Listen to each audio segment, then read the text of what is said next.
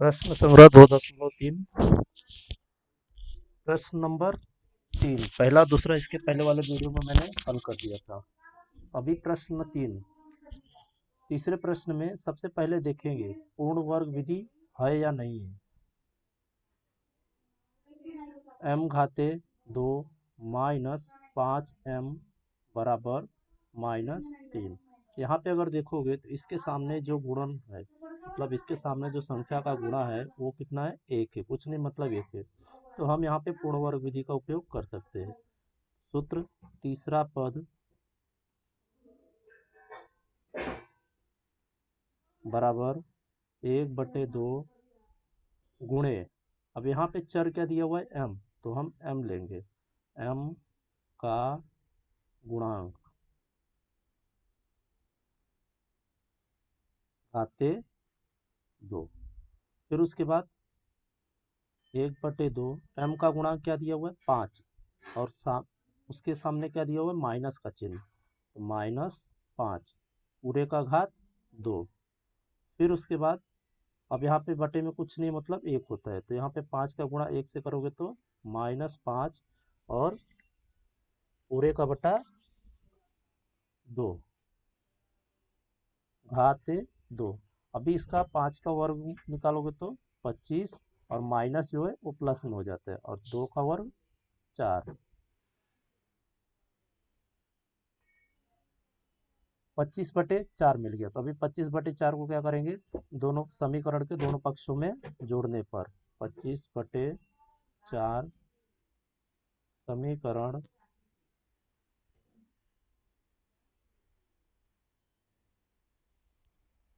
समीकरण के दोनों पक्षों में जोड़ने पर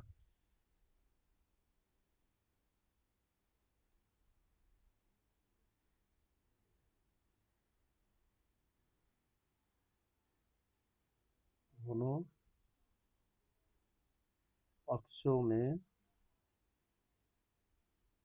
जोड़ने पर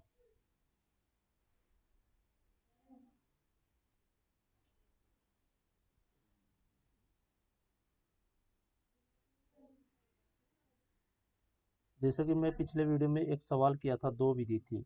अगर आप इस तरफ पूरी संख्या को रखते हो तो जोड़ना और घटाना दोनों करना पड़ता है, और अगर स्थिरांक को इस तरफ कर देते हो तो यहाँ पे जोड़ना रहता है और यहाँ पे भी जोड़ना रहता है।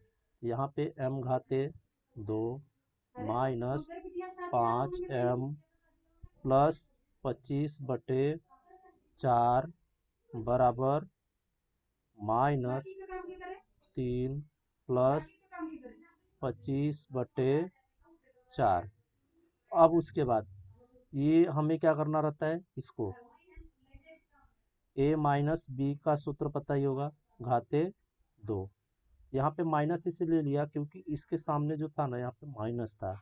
अब a के जगह पे क्या लोगे, m लोगे, माइनस बी की जगह पे 25/4 का वर्गमूल क्या हो जाएगा, 25 का 5 और 4 का 2, और होल स्क्वायर मतलब घाते 2। यहाँ पे घात 2 ले रहे, इसके लिए 25 का हमने वर्गमूल निकाला, और 4 का भी वर्गमूल निकाला है, और m का भी वर्गमूल निकाला। अब अगर इसको आप लिखोगे इस तरीके से, m घाते 2 minus 2ab plus b घाते 2, इसका यही सूत्र होता है। आपने पिछली कक्षाओं में ऐसा मिलता था तो इस तरीके का बनाया होगा, लेकिन यहाँ पे उल्टा हो रहा है। तो यहाँ पे अभी इसको आप हल करोगे तो m घाते 2 माइनस 2 गुणे m गुणे माइनस, यहाँ पे 5/2, ये माइनस ना रह करके सिर्फ प्लस रहे, प्लस 25 मतलब 5/2 का वर्ग। ये सूत्र के हिसाब से आ गया। अब इसको हल करोगे तो m घाते 2, ये 2 का गुणा 2 से हो जाएगा, तो यहाँ हो जाएगा -5m प्लस 5 का वर्ग 25, 2 का वर्ग 4। अभी देखो ये और ये दोनों समान है, मतलब इसके जगह पे अब हमें ये रखना पड़ेगा, इसका मान। कहा था ना हमने, मैं पिछले वीडियो में बताया था कि यहाँ पे आपको इस तरीके का दिया रहेगा और इस तरीके का बनाना रहेगा। तो यहाँ पे इसको कैसे हल करेंगे वो मैं बताया, इसलिए बताया कि किस तरीके से आपको हल करना है। यहाँ पे इसके जगह पे अब आपको ये लिखना है, m माइनस 5/2 का घात 2 बराबर 3 का गुणा 4 से करोगे तो 4 तिहाई 12 माइनस 12 प्लस 13 बटे 4, यहाँ पे 25 रहेगा, 25 माइनस 12 और 25। फिर उसके बाद अब आप इसको हल करोगे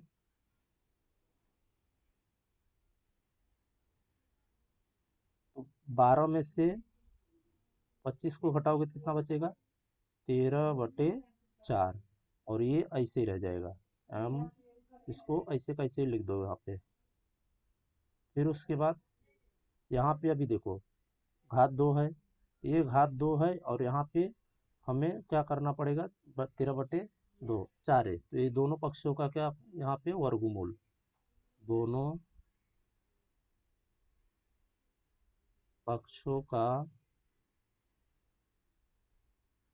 वर्गमूल करने पर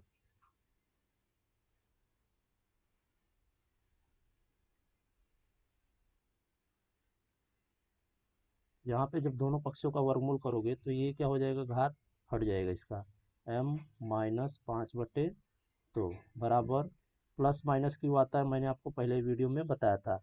अभी 13 का वर्गमूल करनी में 13 होता है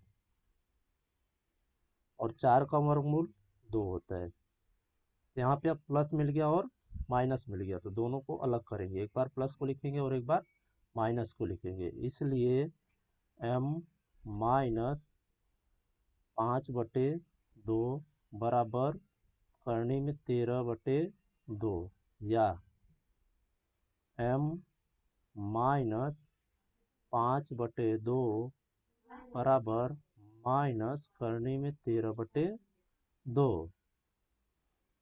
इसको दो भागों में बांट दिया क्योंकि ये प्लस था और माइनस था, प्लस को एक तरफ किया और माइनस को एक तरफ। फिर उसके बाद अभी हमें m का मान निकालना है, तो यहाँ पे m बराबर करनी में 13/2, ये माइनस इस तरफ जाएगा तो प्लस बन जाएगा 5/2, या m बराबर माइनस 13/2 करनी में 13/2, अब ये माइनस इस तरफ आएगा तो प्लस बन जाएगा 5/2। फिर उसके बाद इसलिए m बराबर, अभी इन दोनों को जोड़ोगे तो क्या मिलेगा, 5 प्लस करनी 13, और दोनों का हर समान है तो सामान्य एक बार आ जाएगा, या m बराबर यहाँ पे 5 माइनस करनी में 13, दोनों का हर समान है तो एक बार लिख लिया, ये हो गया उत्तर। अब उसके बाद चौथा प्रश्न, चौथे प्रश्न में अगर आप देखोगे तो पूर्ण वर्ग विधि सीधा सीधा नहीं लगा सकते यहाँ पे, क्यों, क्योंकि यहाँ पे 9 दिया हुआ है, इसके जगह पे हमें क्या चाहिए, 1 करना रहता है। तो पूरे समीकरण को आप सबसे पहले भाग दोगे, 9y घाते 2 माइनस 12y प्लस 2 बराबर 0। तो यहाँ पे 1 लाने के लिए क्या करोगे, पूरे समीकरण को भाग दोगे। समीकरण में पिछली वीडियो में बताया था कि जो संख्या दी हुई रहेगी उसी संख्या से पूरे समीकरण को भाग दो। समीकरण में 9 से भाग देने पर, 9 से भाग देने पर, यहाँ पे अभी पूरे समीकरण को 9 से भाग दोगे तो 9y घाते 2 बटे 9 माइनस 12y बटे 9 प्लस 2 बटे 9 बराबर 0। अब यहाँ पे 9 और 9 कट जाएगा, बचेगा क्या, y घाते 2, ये माइनस ऐसे उतर जाएगा, 3 त्रिका 9, 3 चौके 12 माइनस 4/3y प्लस 2/9 बराबर 0। ये समीकरण 1 बना दो इसको। अब यहाँ पे 1 मिल गया तो हम पूर्ण वर्ग विधि का उपयोग कर सकते हैं, जब तक 1 ना हो तब तक आप पूर्ण वर्ग विधि का उपयोग नहीं कर सकते। अब इसके बाद सूत्र, तीसरा पद बराबर 1/2 गुणे, यहाँ पे y चर दिया हुआ है तो y का गुणांक, y का गुणांक मतलब y का जो घात 1 दिया हुआ है उसका गुणांक, बराबर 1/2 गुणे, यहाँ पे y का गुणांक क्या दिया हुआ है, -4/3 पूरे का घात 2। अब उसके बाद देखोगे तो 4 का गुणा, यहाँ पे 2 का भाग जाएगा, 2 दूनी 4, मतलब बचा क्या ऊपर, -2 और नीचे 3 का घात 2। अब इसको हल करोगे तो 2 का वर्ग 4 और 3 का वर्ग 9। यहाँ पे एक बेसिक चीज़ बता देता हूँ मैं आप सबको, जैसे किसी भी संख्या का अगर वर्ग निकाल रहे हो और माइनस में दिया हुआ है, जैसे घात 2 है, 4 है, 6 है, 8 है, तो इन सब का आंसर प्लस में मिलता है। मतलब कोई भी संख्या का, जैसे यहाँ पे -2 दिया, -2 का वर्ग प्लस में मिलेगा, -2 का घात 4 दिया हुआ तो भी प्लस में मिलेगा, अगर -2 का घात 6 दिया हुआ तो भी प्लस में मिलेगा। मतलब कोई भी संख्या माइनस में दी हुई है और उसका जो घात रहेगा वो कैसा होना चाहिए, 2, 4, 6, 8 रहेगा, तो उसका आंसर प्लस में मिलता है। और अगर किसी भी संख्या का, जैसे यहाँ पे -2 ले रहे हैं और इस संख्या के ऊपर यहाँ पे 3 दिया हुआ है घात, 5 दिया हुआ है, 7 दिया हुआ है, 9 दिया हुआ है, तो इसका आंसर जो मिलेगा ना वो माइनस में मिलेगा।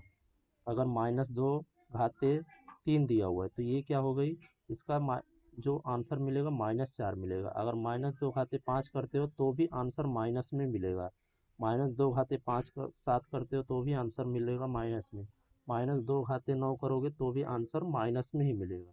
लेकिन जब 2, 4, 6, 8 दिया रहेगा तब उसका आंसर प्लस में मिलेगा, इसके लिए यहाँ पे प्लस में मिल गया, यहाँ पे इसीलिए मैंने प्लस लिखा है। अब इसके बाद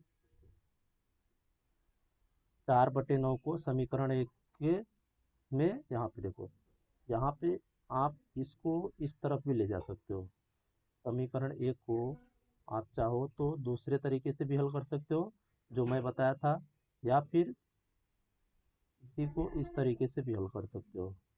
यहाँ पे मैं y घाते 2 -4/3y, ये 2/9 को उस तरफ लेके जा रहा हूँ, -2/9, ये हो गया समीकरण 1।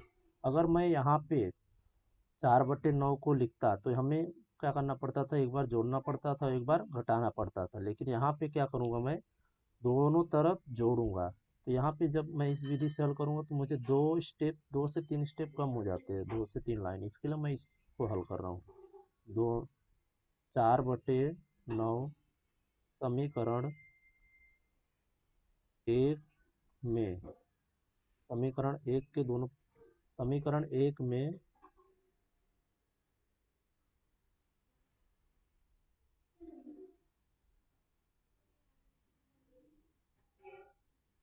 समीकरण 1 में 4/9 को, 4/9 दोनों पक्षों में,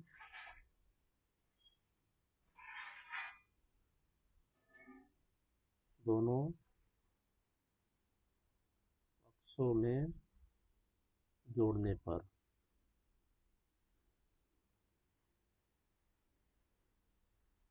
अब यहाँ पे क्या करोगे, समीकरण 1 में दोनों तरफ जोड़ोगे तो y घाते 2 -4/3 y प्लस 4/9 बराबर -2/9 प्लस 4/9।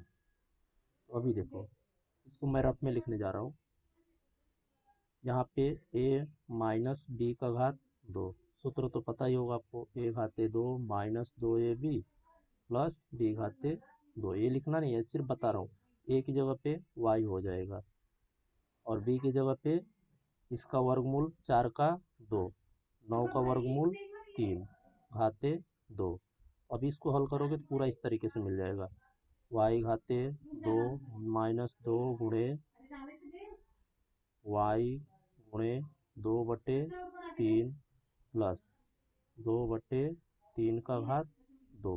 यहाँ पे y घाते 2, 2 दूनी 4, -4/3 y प्लस 4/3। ये देखो ये मिल गया, और यहाँ पे भी यही था, तो मतलब इसके जगह पे हमें इसको लिखना पड़ेगा यहाँ पे। ये तो रफ में सिर्फ समझाने के लिए मैं बताया हूँ, ये आप मत लिखना है, समझने के लिए सिर्फ। तो यहाँ पे आ जाएगा, इसके बाद डायरेक्ट, इसलिए y माइनस 2/3 का घात 2। अब यहाँ पे देखो दोनों का हर समान है, मतलब कि सामान्य एक बार आ जाएगा, और क्या बचा, -2 प्लस 4। अब उसके बाद इसको हल करोगे तो, इसलिए